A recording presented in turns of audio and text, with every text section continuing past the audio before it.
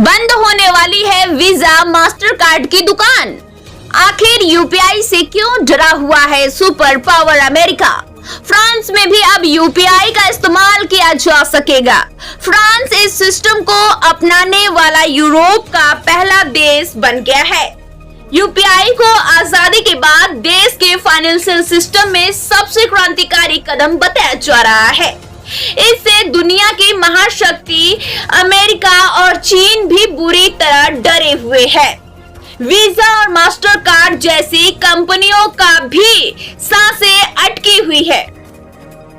सरकार यूपीआई को पूरी दुनिया में फैलाने के लिए कोई कसर नहीं छोड़ रही है। जापान समेत दुनिया के कई देशों में इसमें दिलचस्पी दिखाई है। आज देश में हर दूसरा आदमी यूपीआई का इस्तेमाल कर रहा है। यूपीआई का डंका देश ही नहीं विदेशों में भी बज रहा है।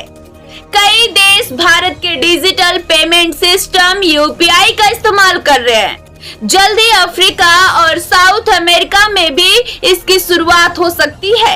एनपीसीआई ने विदेशी कंपनी NIPL ने पेरू और नामीबिया के सेंट्रल बैंकों के साथ यूपीआई जैसा सिस्टम डेवलप करने का समझौता भी कर लिया है।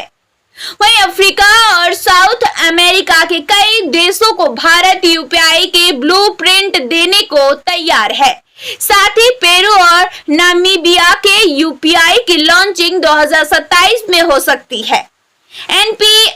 एनपीसीआई देश में रिटेल पेमेंट सिस्टम की रेगुलेटर संस्था है। यह देश में यूपीआई चलाती है। अगस्त में 15 अरब यूपीआई ट्रांजैक्शन हुए हैं। वहीं भारत के यूपीआई को विदेशों में पहुंचाने के लिए एनपीसीआई ने NIPL का गठन किया था। NIPL की इस समय अफ्रीका और साउथ अमेरिका के 20 देशों के साथ यूपीआई को लेकर वार्ता चल रही है। पेरू और नामीबिया के सेंट्रल बैंकों के साथ हमारी डील इसी साल की शुरुआत में हो चुकी है। ये बैंक 2026 के अंत तक या 2027 की शुरुआत तक अपना यूपीआई जैसा सिस्टम लॉन्च कर सकते हैं। NIPL अन्य देशों के रियल टाइम पेमेंट सिस्टम के साथ गठजोड़ भी कर रही है। इनमें सिंगापुर का पेनाउ शामिल है। NIPL के फिलहाल 60 सदस्य हैं। अब मार्च 2025 तक इस टीम को बढ़ाया जाएगा। फिलहाल कंपनी के कुछ कर्मचारी सिंगापुर और मिडिल ईस्ट देशों में हैं।